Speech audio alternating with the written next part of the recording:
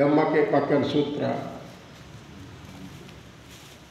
Wa rukubihi marakibal zahabi, dan ia memakai kendaraan yang terbuat dari emas.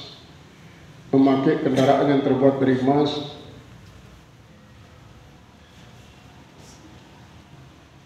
Wa akhdhihi mala syubhati, dan mengambilnya akan harta yang syubhat. Min amwali salatin, daripada harta-harta para sultan, dari harta-harta para sultan. Wadukhulihi ala salatini, dan masuknya atas para sultan, masuknya atas sultan wa taraddudihi alaihim, dan bolak-baliknya atas mereka, bolak-baliknya atas para sultan itu.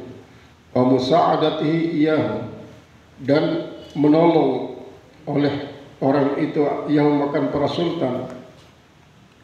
Bitarkil ingkari alaihi, dengan meninggalkan mengingkari atas para sultan itu, dan meninggalkan mengingkari para sultan. Wa itlaqil lisan, dan itlaqil lisan fil a'radi, yaitu membebaskan akan lidah al-i'radi pada menentang, dia tinggalkan itu. Wa ta'adda bihi bil lisani, dan ia juga meninggalkan memusuhi itu si sultan dengan lidah. Bil munadarati, pada munazarah. Wa qasdi al istighfar, dan tujuannya adalah untuk meremeh-remehkan, menganggap enteng hal itu. Wa ishtighalihi minal ulumi, dan sibuknya daripada ilmu-ilmu. Bima la yuksadu minhu, dengan ilmu yang tidak dimaksudkan dengannya, minhu daripadanya, illal jahat, kecuali berbegah-begah. Ilmil jidal, seperti ilmu tentang berdebat, ilmu tentang berdebat, wal munazarah, berdebat. Fahadihi dunubun, maka ini adalah dosa-dosa. Yadba'ul alima alaiha, yang mengikuti orang alim atasnya. Fayamutu al alimu, maka mati orang alim itu. Dan mati wa yabqa syarruhu, sedangkan dosanya, kejahatan-kejahatan masih tinggal. Mustatiran fil alami, masih tertulis di alam. Amadan mutatawilatan, yaitu dalam waktu yang berpanjangan, tidak terhapus-hapus. Fatuba liman idza mata, maka berbahagialah orang-orang yang apabila dia meninggal, matat zunubuhu, ikut mati dosa-dosanya, ma'hu, bersamanya.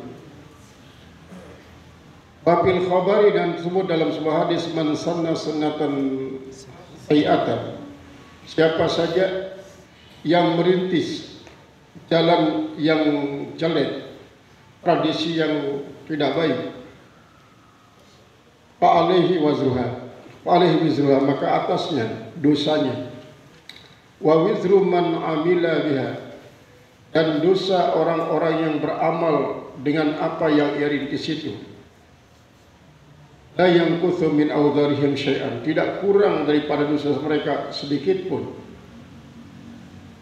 Allah Ta'ala, berfirman Allah Subhanahu wa Ta'ala, wa naktubu ma qaddamu, dan kami mencatat, tetap mencatat maksudnya, maka damu, apa yang mereka telah lakukan pada masa lalu. Wa atharahum, dan apa yang mengikut, apa orang-orang yang mengikut mereka di masa mendatang. Wal athar, apa itu athar dalam hal ini? Ma yulhaqu minal a'mali ba'da inqidha'il a'mali wal 'amil, apa yang diteruskan, apa yang dihubungkan, maksud apa yang diteruskan minal a'mali, daripada amal perbuatan, ba'da inqidha'il amal, setelah amal yang pertama itu selesai, wal 'amil, dan setelah selesainya orang yang melakukan pertama kali. Waqala Ibnu Abbas, dan berkata Abdullah bin Abbas, wailun lil alimi minal atba'i, Celakalah bagi orang yang tahu daripada para pengikut-pengikut. Celakalah orang-orang yang alim daripada para pengikut-pengikut. Yazillu zillatan, justru dia tergelincir, dia sebagai satu tergelinciran. Ayarji'u anha, maka dia kembali daripadanya. Wa yahmiluha nasu, dan menanggung akan dia oleh manusia. Ayazhabuna biha fil afaqi, maka mereka pergi dengannya fil afaq, di seluruh penjuru. Wa qala ba'duhum, berkata sebagian, masalu dhullatil alimi, perumpamaan ketergelinciran orang yang alim, misli ingkisaris sapinati, yaitu bagikan pecahnya sapinati, perahu. Tagriku, perahu itu tenggelam. Wayagriku aluha, dan tenggelam pula penumpang-penumpang. Jadi setelah kita lihat beberapa sebab yang menyebabkan dosa itu menjadi bertambah besar, bertambah besar, bertambah besar, kalau tidak diiringi dengan menghilangkan sebab-sebabnya ini, maka diantaranya adalah orang yang berdosa itu tahu bahwa orang lain mengetahui apa yang ia lakukan dan mengikuti. Sehingga orang yang mengikuti mengatakan, wah itu saja, dia tidak pernah merasa resah melakukan perbuatan yang begini, apalagi kita. Akhirnya secara tidak langsung orang ini dia menjadi imam daripada al-muznibin, imamul muznibin, bukan imamul muttaqin.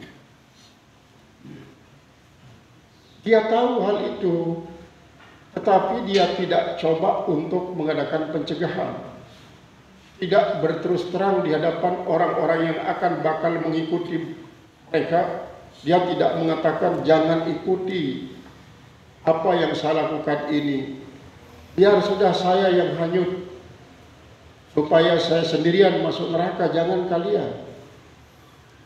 Jadi saya melakukan hal ini kalau perlu hanya saya yang memenuhkan neraka itu supaya tidak ada tempat orang lain. Jangan kalian ikuti saya. Nah, kalau dia biarkan itu justru bangga mengetahui bahwa banyak yang mengikuti dia melakukan perbuatan jahat, ini akan bertambah besar lagi. Akan bertambah besar lagi dosanya karena dia senang. Kalau dia mengetahui bahwa betapa banyak orang yang mengikuti dia melakukan perbuatan-perbuatan dosa. Sekalipun misalnya dengan maksiat yang lakukan itu oleh dirinya sendiri, dia mendapatkan 10 dosa.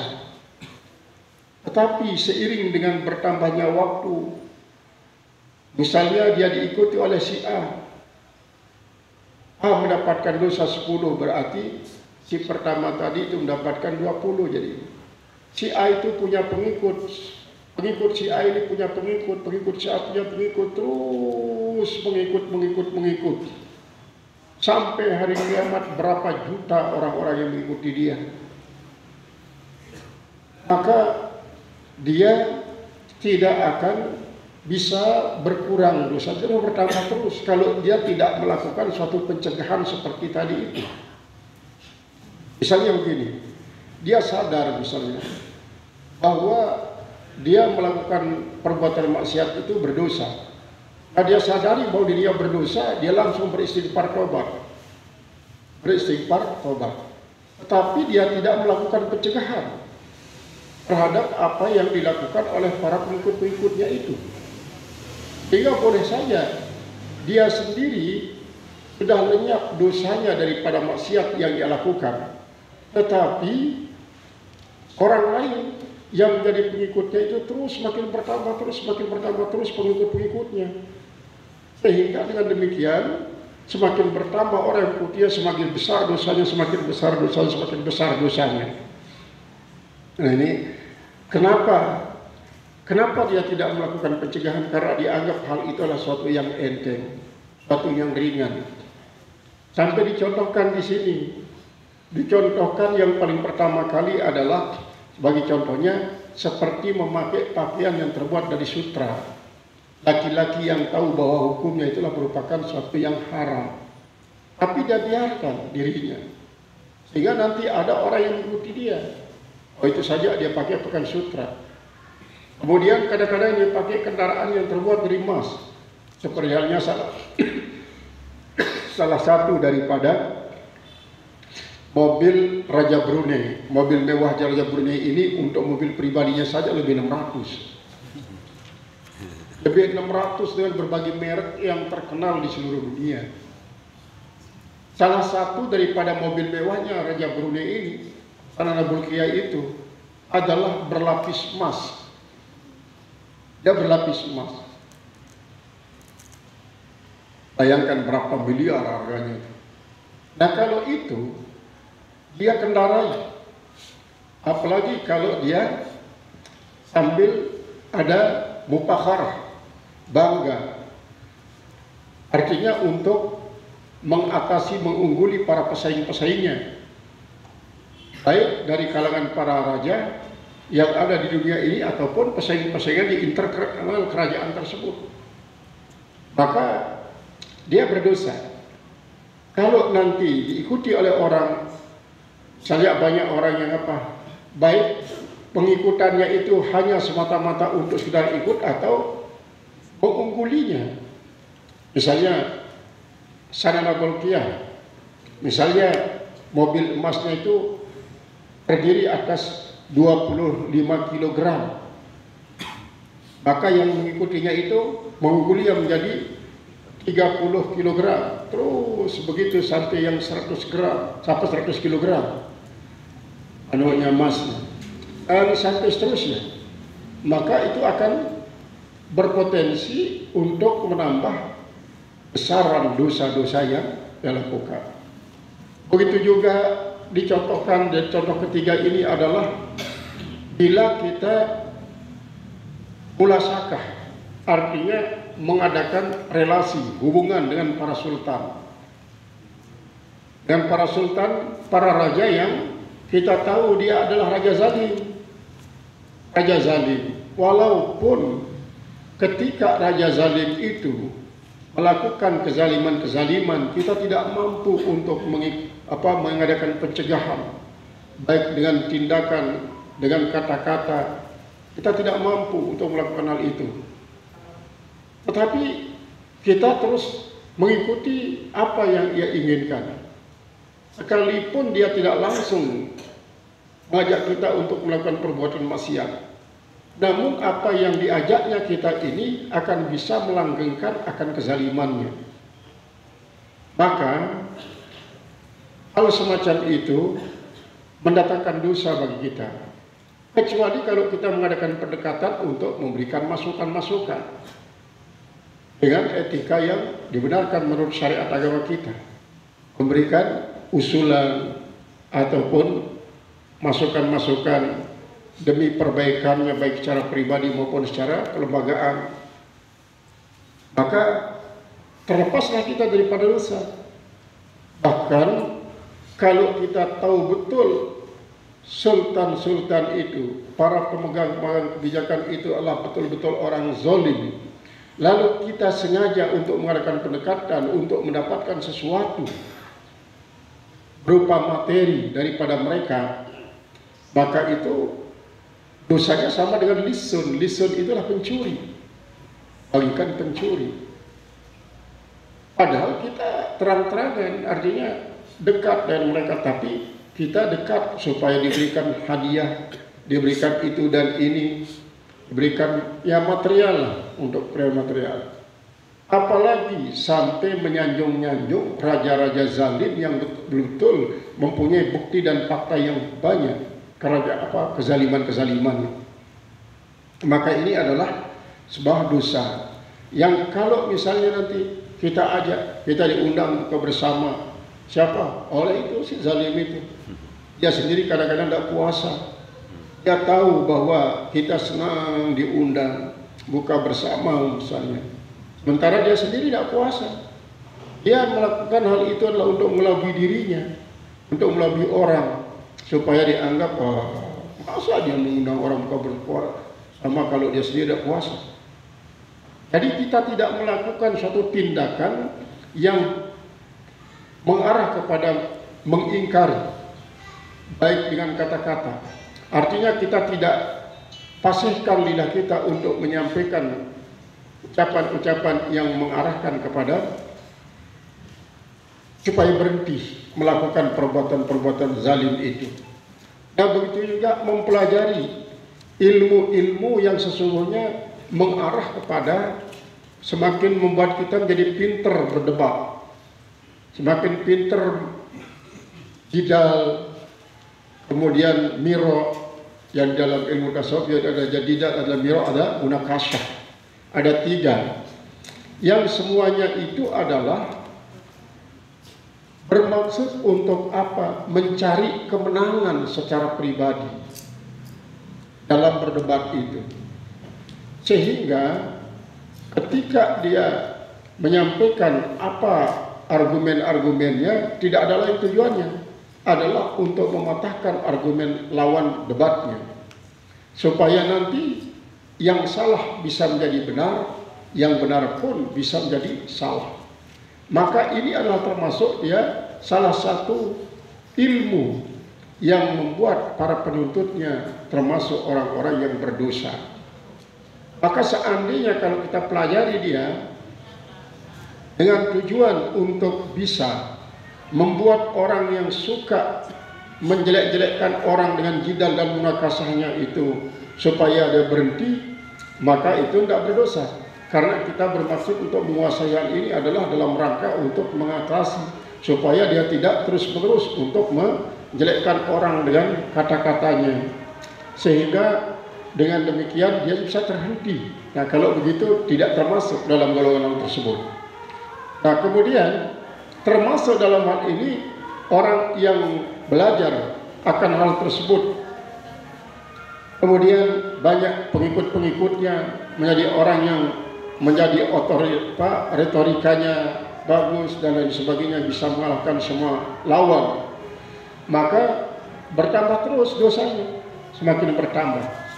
Maka salah satu daripada sabda Rasul yang dijadikan sebagai rujukan dalam hal inilah man sanna sunnatan hasanatan falahu ajruha wa ajru man amila biha wa man sanna sunnatan sayyi'atan fa alaihi wizruha wa wizru man amila biha la yunqasu min awdarihim syai'an.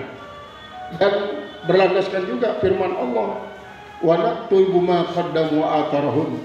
Artinya maka damu ini apa yang mereka lakukan sendiri, apa yang mereka lakukan sendiri, wa atharahum itu dan apa yang dilakukan oleh para pengikut-pengikutnya.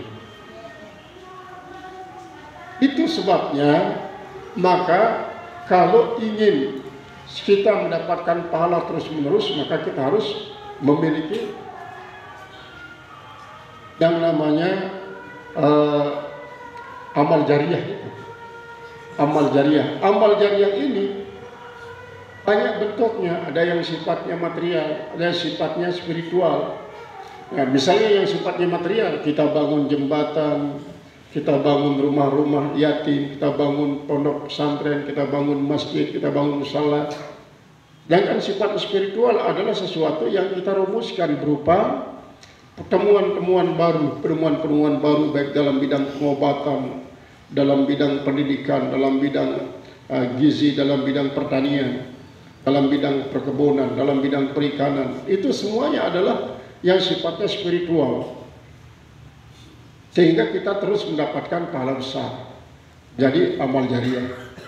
Maka jangan sampai yang dijariahkan itulah dosa jariah. Dosa jariah ini adalah orang yang sanna sunnatan sayyi'atan itu, orang yang merintis jalan jahat, kemudian banyak para pengikutnya, banyak orang yang tertarik. Kita ambil salah satu contoh, Qabil misalnya. Pembunuh yang paling pertama adalah Qabil. yang membunuh Habil ketika dia memperebutkan Iklimah menjadi adik sekelahiran antara Qabil dengan Iklimah, kemudian kakak daripada Habil. Terbawa nafsu dan syahwat si Qabil ini, dia tidak suka kalau membiarkan adiknya yang cantik bernama Iklimah itu dipersunting oleh adiknya yang namanya Habil, tidak sesuai dari segi paras dan penampilannya. Dia selalu mengatakan, apa kata orang nanti kalau adik saya yang cantik ini bersuamikan seorang laki-laki yang jelek. Itu terus dihembus-hembuskan oleh iblis. Akhirnya dia mencari cara untuk memusnahkan akan Habil supaya tidak ada yang menghalangi dia untuk menikahi adiknya sendiri. Lebih-lebih setelah berpikir, kalau adik saya yang cantik ini dinikahi oleh adik saya yang jelek, kemudian adik saya yang jelek itu saya yang menikahinya, apa kata orang? Akhirnya begitu dia sudah musnahkan Habil, setelah setahun dia memikul jenazah Habil kemana-mana, dia tidak tahu cara memperlakukannya, maka dia pun berpindah ke Yaman. Ke Yamanlah si Qabil ini hidup dalam keadaan asmara yang haram dengan adiknya sendiri di Yaman. Begitu Nabi Adam datang ke Mekah, dia tidak menemukan lagi si Qabil, tidak menemukan lagi si Habil, tidak menemukan Iklimah, hanya Labuda yang masih tinggal. Maka dia pun mengetahui hal itu dari laporan Labuda, bahwa saudaranya si Habil dibunuh oleh kakaknya bernama Qabil, dan sekarang Qabil dengan Iklimah kabur ke Yaman. Betapa terpukulnya perasaan daripada Nabi Adam mengetahui perlakuan daripada putra-putrinya seperti itu. Nah, sehingga ada suatu pendapat bahwa kalau ada pembunuh sampai hari kiamat dilakukan oleh siapapun dengan tanpa alasan yang hak, maka Qabil terus-menerus mendapatkan bonus daripada perlakuannya terhadap. Begitu juga kalau ada seorang melakukan perbuatan serong, kemudian nikah bersama pertalian darah yang haram, maka si Qabil tetap mendapatkan bagian. Karena inilah termasuk daripada mana wanaktubu ma qaddamu atharhum, kemudian man sanna sunnatan sayatan fa alaihi bidra wa idruman amila biha. Ini adalah salah satu daripada sebab-sebab bertambah besarnya dosa seorang. Wabil Israiliyah, dan tersebut di dalam kisah-kisah Israiliyah, disebut dalam kisah-kisah Israiliyat, anna aliman, ada seorang alim, kana yudillun nasa bil bid'ati, adalah dia menyesatkan orang dengan perbuatannya bid'ah.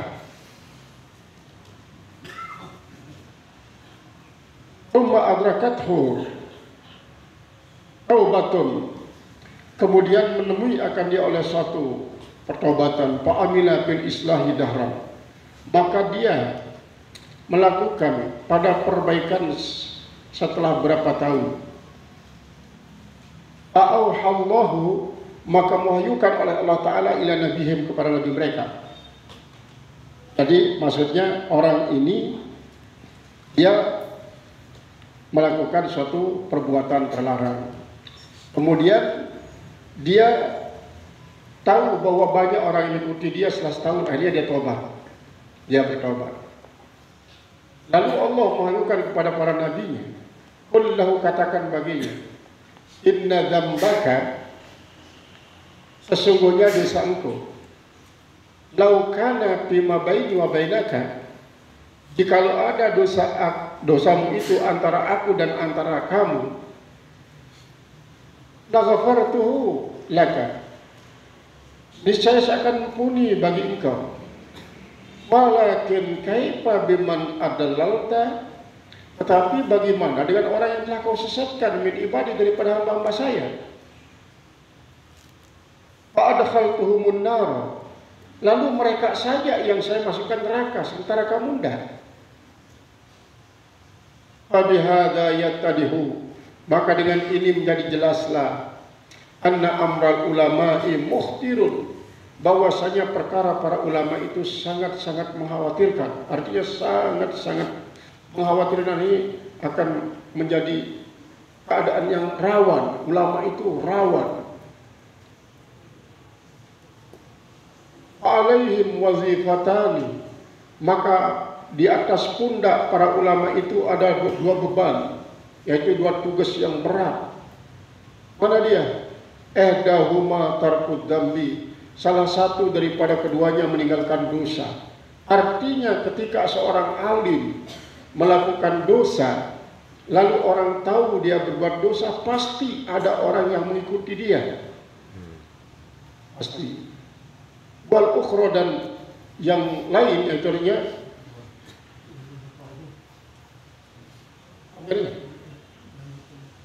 wal ukhra. Ya. Yang kedua adalah ihfa'u zambi maksudnya. Jadi tugas yang pertama daripada itu si orang alim, yaitulah menyembunyikan akan dosa. Wa kama tatada'afu auzaru, dan sebagaimana berlipat-lipat dosa-dosa mereka ala dunubi atas dosa-dosa yang lain, fakadzalika yatada'afu thawabuhum, begitu juga menjadi berlipat-lipat pahala mereka alal hasanati, atas kebaikan-kebaikan, idza utubu, apabila mereka itu diikuti. Fa idza tarakal tahammula, maka apabila meninggalkan akan penanggungan, wal maila, dan kecenderungan ila dunia, kepada dunia, tajamulan, gitu ya. Faida tarakat tajamula, maka apabila dia meninggalkan bertampan-tampan, wal maila ila dunia, dan meninggalkan akan cenderung kepada dunia, wakana amin hadat akan terhadap dunia bil yasir, dengan yang sedikit, wa bil ta'ami bil qut, dan daripada makanan hanya dengan makanan pokok saja, wa bil kiswati bil khalqi, dan daripada pakaian-pakaian yang lusuh-lusuh, ayutabau alaihi, lalu diikuti atasnya, wa yuqtadi bihi al ulama wal awam, lalu mengikut dengannya oleh para ulama dan orang-orang awam. Fayakunu mitlu thawabihim, maka fayakunu lahu mitlu thawabihim, maka jadilah bagi orang alim yang seperti itu mendapatkan pahala seperti pahala mereka.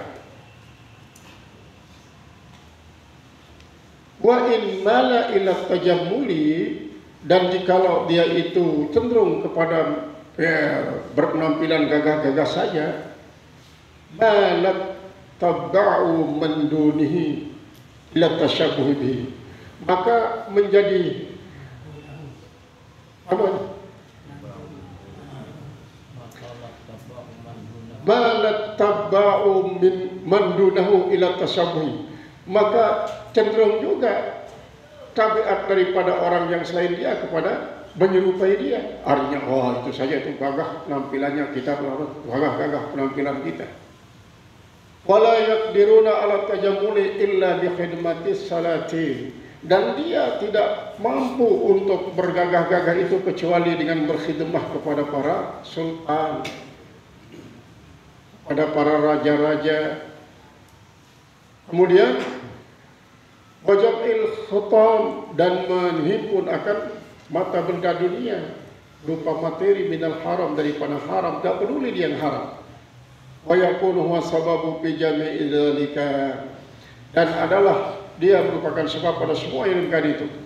Harakatul ulama'i fi tawri ziyadati, maka gerakan-gerakan daripada para ulama pada perkembangan adanya tambahan-tambahan, wan nuqsani, dan pengurangan-pengurangan, tatada aku atharwa, berlipat-lipat bekasnya, pengaruhnya, imma birribi wa imma bil khusran, sama ada dia berlipat-lipat itu dengan keberuntungan ataupun kerugian. Wa hadzal qadru kafin fi taqathiriz dzunubi, dan ukuran ini cukup pada membedakan dosa-dosa allati at-taubatu taubatan anha, yang adalah taubat, yaitu taubat daripadanya. Jadi ini adalah sebab ini dikasih tahu kepada kita, yang pada kesimpulannya ya dosa itu bisa bertambah. Jangan menganggap oh kan saya yang melakukan hanya satu. Kenapa? Kok sekarang ini besar sekali dosa-dosa yang saya dapatkan? Itu disebabkan oleh karena dia tidak pernah berupaya untuk menghapuskannya, dan yang kedua dia tidak pernah hiraukan orang-orang yang mengikutinya, bahkan apalagi kalau dia bangga. Kalau dia bangga mengetahui orang-orang yang mengikutinya, dia semakin bangga. Nah, sampai dikisahkan di dalam kisah Israiliyat ini ada seorang saleh. Jadi orang saleh ini dia melakukan dosa. Kemudian banyak pengikutnya. Begitu dia tahu bahwa banyak pengikutnya, dia bertobat. Ketika dia bertobat, Allah memberikan wahyu kepada para nabi rasul yang ada kebetulan pada waktu itu. Coba kasih tahu si fulan yang berbuat dosa dulu, satu dosa, kemudian sekarang banyak sekali pengikutnya. Katakan saja kepada mereka, kalau dosa Anda itu setelah Anda bertobat ini berkaitan dengan Allah, dosa yang berhubungan dengan Allah, Allah sudah menghapusnya, Allah sudah mengampuninya. Tapi bagaimana dengan orang-orang yang telah engkau sesatkan? Orang yang telah kau sesatkan itu, saya masukkan mereka ke dalam neraka. Lalu kau sebagai sumber daripada semua dosa yang mereka lakukan ini kok akan ongkang-ongkangan masuk dalam surga? Ini tidak adil ini, kata Allah. Tidak adil. Dalam arti, maka kamu pun akan masuk ke dalam neraka bersama mereka. Karena kamu lah yang menjadi imamnya, imamul muznibin itu. Nah, ini memberitahukan kepada kita, kalaupun kita terlanjur melakukan perbuatan dosa, kalau kita tidak diketahui oleh siapapun, jangan pernah mulut kita merobek tirai yang sudah diberikan oleh Allah Subhanahu wa taala. Supaya jangan ada orang yang mengikutinya. Kalaupun ada orang yang mengetahuinya, lalu mengetahui kita berbuat dosa, kita merasa bertambah hina. Di saat orang lain mencaci maki kita, maafkan mereka. Maafkan mereka. Jangan sampai dengan sebab mereka mencaci maki kita itu mereka berdosa lantaran kita. Maafkan. Tetapi kita tetap saja merasa hina ketika kita diketahui oleh siapapun melakukan perbuatan dosa tersebut. Nah, ini adalah penyebab daripada bertambah besarnya dosa. Qala al-musannif rahimahullah taala ar-ruknu tsalis, rukun yang ketiga.